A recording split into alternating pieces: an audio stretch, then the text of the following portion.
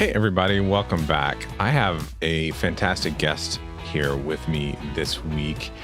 Sheila Wilkinson is actually someone who completed my podcast accelerator as part of a group of other lawyers.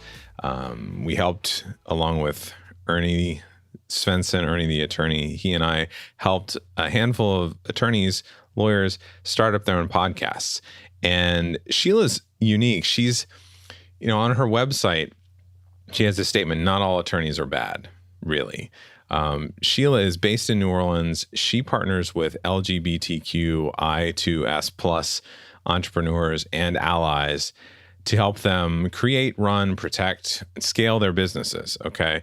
So she's one of these lawyers that is helping people that are marginalized or don't usually get the help that they really need or really deserve. And she's different. We're going to have this lovely conversation because Sheila is not just an attorney, not just a business strategist, but she's a connector. She's proactive, and she really has this different approach to business strategy and thinking outside the box, whatever you want to call it, a very well-rounded strategy. So I'm looking forward to talking to Sheila today. And without further ado, here she is. Hey, Sheila, how are you? Hi, I Dan. am so glad to have you on my show. Finally, I have helped you get started with your podcast, but I wanted to have you on the show after you'd been podcasting for a little bit and doing some things. And I want to talk about your journey and all the things you do. But can you start by giving everybody here that's listening an idea of who you are, because you are interested in a lot of things and you do a lot of different things, and they're a little, some of them are connected, some of them are just out in left field, and you represent your passions. But I want you to tell us like how you got here and what are some of these things that you're interested in that you do. Yeah, absolutely. First, thanks for having me. I'm really excited. When you asked, I was like, yes, of course. This is amazing. I love you. You're great. So I guess maybe let's look at this is like storytelling today. So I help service-based professionals figure out who they are and what they want so that they can get their life together. I believe that we should live the life we were designed and always meant to have, and not the one that we often feel like stuck with. And so a lot of those pieces of myself that like the foodie piece and the lawyer piece and the social worker piece and the educator piece, they're all really all the same, right? It's about living your life. And so, and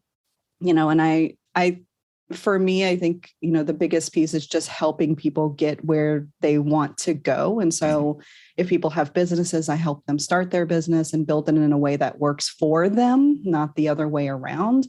And I help people improve their businesses and their processes and systems and clients that they choose and the clients that they attract, which are two different things often, the work that they accept in their pay. And so I do this as an attorney and as a business coach and a life coach even, which is funny, but I feel like, for me, the first step is clarity in who we are as a person.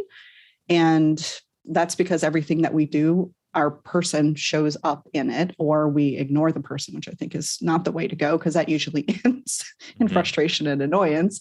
And so I think that that's kind of the thing that I help people with the most, because once you have clarity, I feel like the rest is really easy. And I think people think that they have clarity and they don't. And that's really where I come in. And so, I've got this like human foodie, and I've got Sheila M. Wilkinson, and I've got Would Sheila Say, and on the podcast and all this stuff. And so I'm a multifaceted person, and I'm okay with that. I think that we are all multifaceted people, and we're humans before we are titles. So, and I love that. And you, the element of you helping people get started in their businesses and set them up the right way, and then, be efficient in the business, but also be healthy in their mindset and personal development and all those types of things at once. I love that about you, that it's this sort of complete thing, this complete package when you're helping people out. But I don't want to gloss over, you're a lawyer, you're all these things, and you also have a food obsession, food I blog, do. food social media accounts. You're based in the New Orleans area, so that's a great place to be for Yeah. food. But can you talk about like what is a typical week like for you in terms of moving from one thing to the next? What are you doing most of the time? Whatever I want. Okay.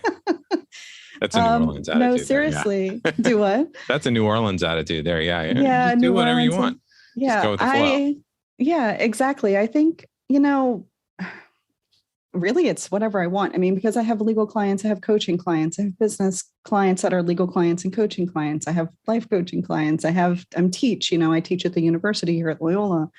And then I'm doing all kinds of other like community stuff. Plus I'm doing the baking and the cooking and so, I wouldn't say that there's a typical week. I mean, Mondays are my CEO days. I don't do any work in the business on Mondays, but I only work on the business on Mondays. That's the day that I usually record my podcast. Okay. And then the rest of the week, I'm really careful about my time so I don't get overloaded. So I have yoga and I have naps and then I sleep in and then I also help clients. So okay. There's not necessarily a specific thing. Definitely like with one-on-one clients, like I'll have a couple, throughout the week and then, my group coaching on Saturday. So it just kind of depends on where we are in the year. But there's no particular, I mean, there's always food.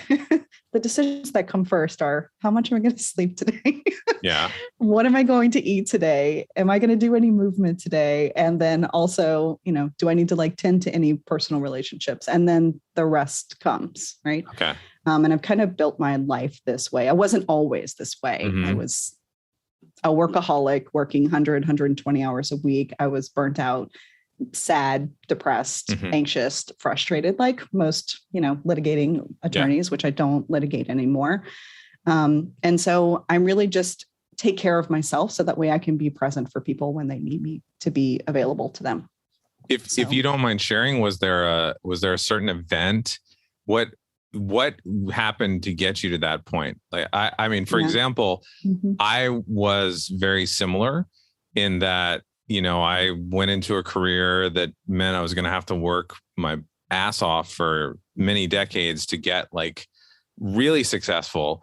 And my wife was also working on the same career and we were both going full speed. And it was like the birth of my daughter and having medical issues and things like that, put the brakes on everything and whoa, you got to slow down. You got to figure it out. And that's what led to my last 14-year journey of build a business that fits lifestyle and fits what you guys can do. What was it for you that got you to that point?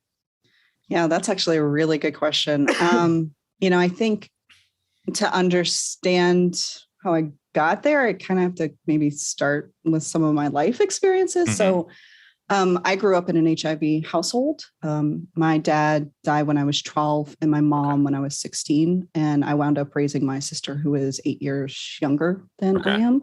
I won't tell you how old she is. You'll just add 8 and then you'll know how old I am. And so I was always going to school full time and working full time and raising a kid that wasn't my own. Okay. I had an issue with a landlord real early on, and a friend at the time, she was in an MBA program and she asked her professor, who was also a lawyer, for help. And he helped us, but he wouldn't charge us. And I kind of grew up in the house where it was I grew up in a very entrepreneurial house. It was you get paid what you are worth, period, And at the time I was pretty headstrong about not taking handouts because I was young, I saw it as a handout instead of, being assisted by the universe, which is, anyway, so I kind of refused to let him help me for free. And so I offered to help him out in the office. Well, he was a new lawyer. He did not know what he was doing, but I grew up in this entrepreneurial house. So I knew how to run a business from when I was kid, my mom had me writing checks and paying bills when I was 7, Yeah. And I just kind of took over the place and I wound up creating and running a multi-million-dollar law firm and a partnership of law firms. We were doing major class actions, multi-district litigation. It was in the 9/11 litigation. And I built this empire, and it was all under the promise of me one day becoming a lawyer and having full equity and partnership, like full, equity and equality in the law firm. I wasn't sleeping more than 3 hours a night. I was also in law school full time. Like it was not good. Mm-hmm. Then about 11 years in, I got barred and became an attorney. I got licensed. And when it came time to put his money where his mouth was and what he'd been promising me all that time, he refused to make me partner or split the equity. And I walked away. I didn't just blow up my life, right? Mm-hmm. I made a plan. I understood what was happening. I gave him plenty of opportunities to do what he had promised, and he didn't. And then I walked away. That's the short version. Okay. There's more. There's a lot of stuff. I want to spare you the details. There was a lot of crying. Yeah. But there was a lot of I don't want to do this way anymore. And what am I building? And why am I building it for someone else who doesn't appreciate me or, care about me as a human being, Mm-hmm. And I kind of tell it like a little mini series and then my emails, for those on my list. But anyway, I walked away. I made a plan, I executed the plan, and I left. And January 21st, 2010 was the best day of my life. Oh, it was glorious to walk out of there and be like, and done. Okay, maybe not the best. My husband might listen to this. Maybe. Okay, the second best. We'll call it the second best. So in all of this, I was working full time. I was in school full time. I have 4 degrees. Help me, including an advanced law degree in business and international and European business. And I was always so driven in this space. Get the thing, be the get a license, be the licensed master social worker, get the attorney, get the educator, get the coach, do the things. And really what happened is that when I left, I was really able to then live my life the way I wanted to live it. And now actually, I'm based in New Orleans. I'm only in New Orleans right now because of COVID. Normally I'd be in Brussels right now. I have been living on 2 continents, really, part-time since 2007. And then in 2013, I was really full-time in Brussels. And I just love it, and so I run a fully virtual business now, and it's a beautiful thing that I've created because I wouldn't have done that if I just let someone else keep taking advantage of me. Mm-hmm. And so I have very strong feelings about people who are working their butts off for what amounts to $18 an hour or $3.28 an hour. Like I was, when I did the math, it was this is not okay, Mm-hmm. And so it just kind of turned into this, I don't know if I just always had things to say. Yeah. Well, no, and I wanted to help people, and this is how I help people by saying, you don't have to keep doing this. Yeah. You don't have to keep living that life. You can live the life you want. And anybody who tells you otherwise is lying to you because they want to keep you in your place, Yeah. I appreciate you sharing that because I think the more stories like this that people hear, they are more willing to believe that anyone can do it. It is easier for those of us that may have had more privilege or whatever, but you had circumstances that were difficult. Right. You figured it out. And I like to hear that. I sadly, I've heard way too many lawyers share the same story. And so I think it happens to a lot in the legal profession. I know more former lawyers than I know actual lawyers. So I'm glad you shared that. And I'm glad you talked about the virtual nature of what you do, because I think, especially even after the last 2 years, that's a much easier proposition for a lot of people that have the skill or the expertise to share and create a business virtually, create a business online. As an aside, I was actually, I'm a big fan of cycling, and I watch lots of cycling, which Belgium is like the world capital of cycling. Everybody rides a bike there. They love cyclocross. I don't know if you're familiar with cyclocross, but there was a cyclocross race at Brussels University this past week. So, how did I miss this? Yeah. So So you do these things, you help all these people, you have these varied interests, you have all these passions. And the way we met through one of my other clients, Ernie Svensson, who he and I partnered to do like a podcast accelerator startup program to help people that were interested in starting a podcast get there quickly, not having to figure out a lot of stuff on their own. So I want to hear more about you and your podcast, and why don't you start with like why a podcast? Why did you think this would be something you'd want to do? Well, I had been thinking about it for 15 years before I actually did it. And when I thought I was going to do it, I thought that I was coming in doing something completely different than I actually wound up doing. I think for me, the podcast became a space for me to tell people more, like to reach more people, to tell them you don't have to keep living the life that you have been living. And I think for me, I had been thinking about it for a really long time. I have my food blog, Humid Foodie, and I have like 10 years of stories with with food and all the memories and all the stuff that's associated with it. And I thought that I might do a podcast about that. And I don't know, I might still do that. I don't know. I haven't decided. But I knew that I wanted to just help more people than I was able to do one-on-one, right? There's only so much of me to go around. And because I put myself first above everything else and taking care of myself, I realized that I just needed a new way to do it, And when I saw, it's so funny because when I saw that you and Ernie were doing this podcast accelerator, so I never actually listened to podcasts. So I didn't know until I was in my 30s. I was 33. So I never listened to podcasts. It was never a thing that I thought that I liked or enjoyed. And I never really liked listening to them. But I actually didn't know until I was in my 30s. I was 33. I was diagnosed with an auditory processing disorder. And so much of my life then started to make real sense, right?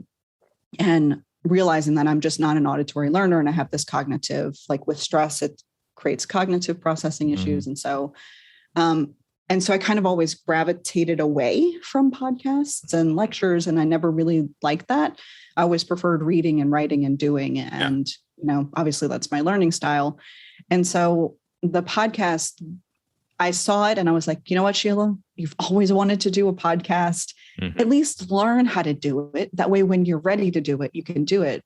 And then getting into the podcast accelerator with y'all, it was just like, okay, I can do this. I have things that I want to say. And it kind of shifted a little bit and turned into what was Creatives Ed, and which is now, it's still a Creatives Ed, an original Creatives Ed podcast. What would Sheila say? And what I learned was that I really do know a lot more than I think I do, number one. And then it's not nearly as hard, but I will tell you, when we were doing the podcast accelerator, I felt good. I was like, okay, give me the structure, give me the information, tell me how to do it. And then we got to like that, like wall of, and it's funny because when I was, thinking about today and thinking about the podcast and thinking about how far we've come in just a short period of time, I realized that when I hit this wall of the, all the audio tech stuff, the Pro Tools and all this stuff. And I was like, what is happening? I cannot do this, not. And you were like, but there's this other way you can do it, to script. And I was like, what? This is amazing. And realizing that, that there are tools out there for whatever the learning style was, and realizing that was really my learning style, to read, write, and also hear it at the same time. Like I need closed captions, and I don't know. Anyway, so it was great. I'm really glad that I did it. Obviously, I don't know should I say I'm not a plant. Not a plant, y'all. But I really feel there's like one in the background. Even though, that's Kearney. His name is Kearney. Okay. He's a corn plant. I don't think that I would have done the podcast had it not been for the accelerator. And that was because I trusted Ernie, because I knew Ernie. And if Ernie trusted you, then I trusted you, right now. And so, getting to the podcast, and I already knew all the things that I wanted to say because I've been building this, and this is what I do with my clients. So basically it's like taking all of these mini lessons with my clients and my students and then turning them into podcast form. Yeah. And I have my students listen to my podcast because I'm like, okay, you need to listen to this episode, and you got this problem, you listen to this episode. And I do the same thing with my clients. I'm like, you need to go listen to that expectations episode again. Here's the link, and it's been pretty, I've amazed myself. Every time an episode gets like published, I'm like, I did that. I accomplished something. Yes, exactly. Neat. Yeah. And to feel good about that, to feel good about the fact that I can help more people. And I think that was really what it was. And I've always kind of been a storyteller.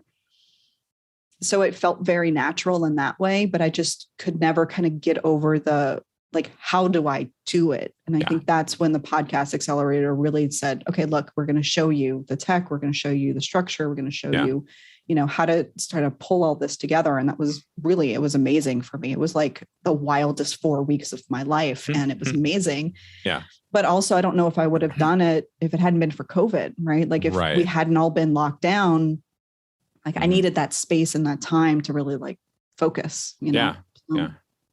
That's helpful to hear. I trust Ernie too. So, I'm glad that he and I were able to do that. I think it's something we probably should do again at some point. So you've been podcasting for what I would consider a while now. You've been, there's people that stop way sooner than you have been going. So now that you've been going for a while and you started with a certain idea and we created all this stuff and the titles and all that stuff, and you've already shifted a little bit and you've changed it a little bit. Yeah. Now that you're a little ways into it, what would you say your expectations are for your podcast and maybe what your goals are with the podcast? That's a really great question. So I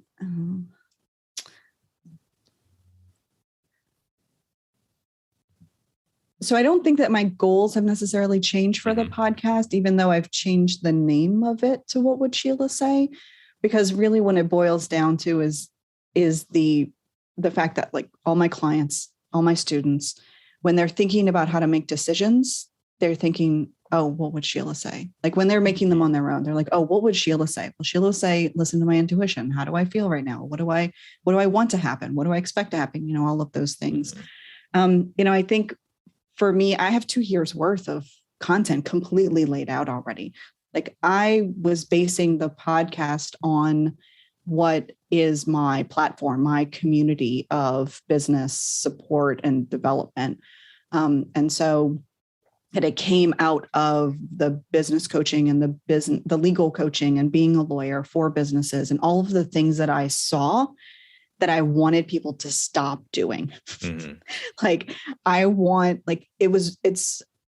just couldn't stand it anymore. Like I couldn't stand by and watch all of these incredibly smart and talented and amazing professionals keep accepting less than they deserved and keep accepting things that they didn't want in their life, the people and the pay and the projects.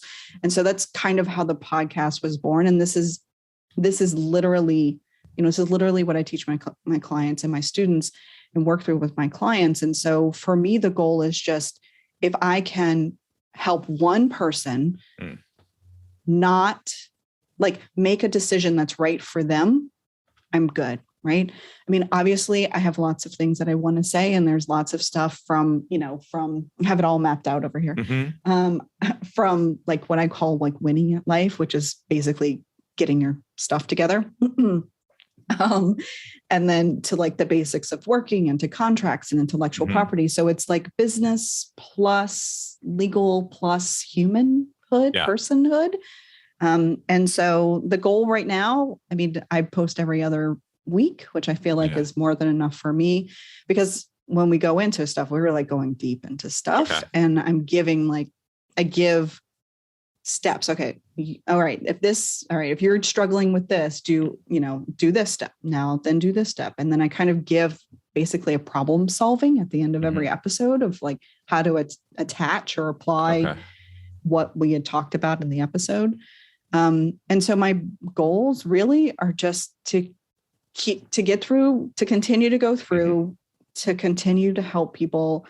And then, to just keep saying the things that people are afraid to say, and to keep being the person that people can look to for the truth. Yeah. Because there is so much out there that people are like, well, you should do this and you should do that, and the way I should do it. And it's like, no, that doesn't help people. That's not, you need to know what you want. Yeah. Right.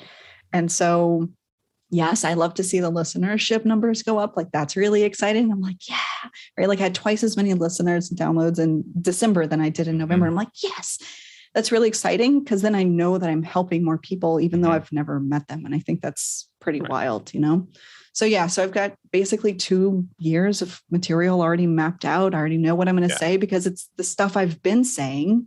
Yeah. It's just now I can share it with more people. Right. I guess. Right. Yeah. Well, and you mentioned, how you've been thinking about doing one for a long time.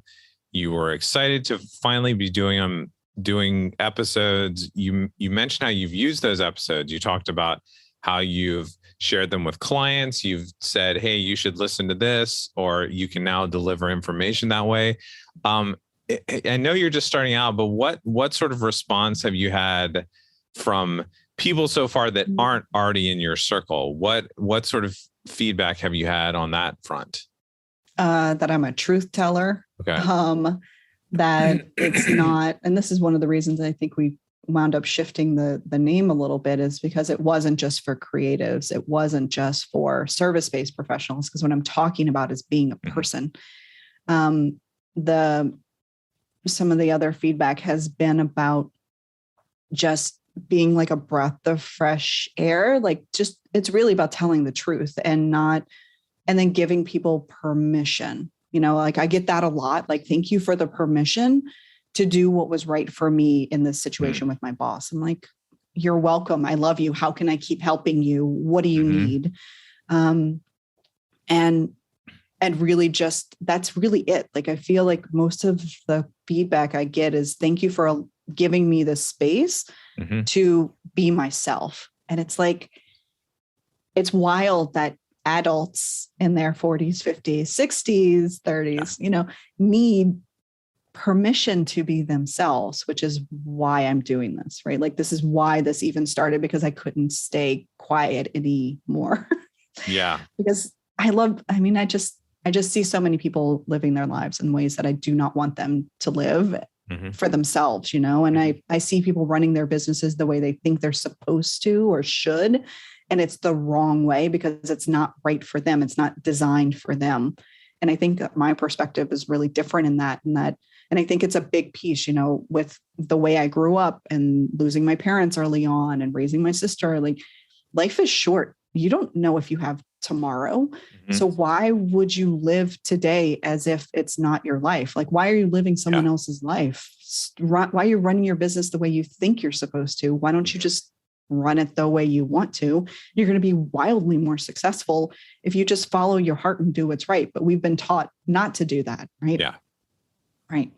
Well, I really appreciate you sharing that. I want more and more people to hear messages like that. That's why, and I said this to you guys in the program. That's why I love podcasts. That's why I help podcasters the same way. I want people to be able to tell their truths, and you certainly do. So I want people to be able to find you. What are the best ways to find Sheila and hear what would Sheila say? Like, to go lay out the podcast, all the websites, whatever you want to share.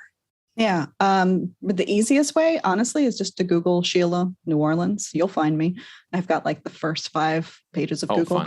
Fun. But I usually hang out on Instagram. So I hang out in my DMs a lot. Sheila M Wilkinson, or if you're a Facebook person, are there Facebook people anymore, Danny? I don't know. Their stock price is going down, so I think the people are leaving. Well, I'm sorry. Did I say Facebook? Did I mean Meta instead? Yeah. Lawyer coach Sheila, or at my site SheilaWilkinson.com. But seriously, if you just Google Sheila New Orleans or Sheila New Orleans Brussels, you're going to find me. Like, I've been very careful about curating what is on the internet about me. Yeah, I just did. I see it's you and another lawyer who's a special needs attorney, which is makes me excited that if you search Sheila New Orleans, those are the first 2 or 3 that you see. Well, thank you for being here. I will make sure all of those links are in the show notes with the episode. I really enjoyed talking with you today. Yeah, thank you so much for having me. It was so lovely to see you again. I've missed you.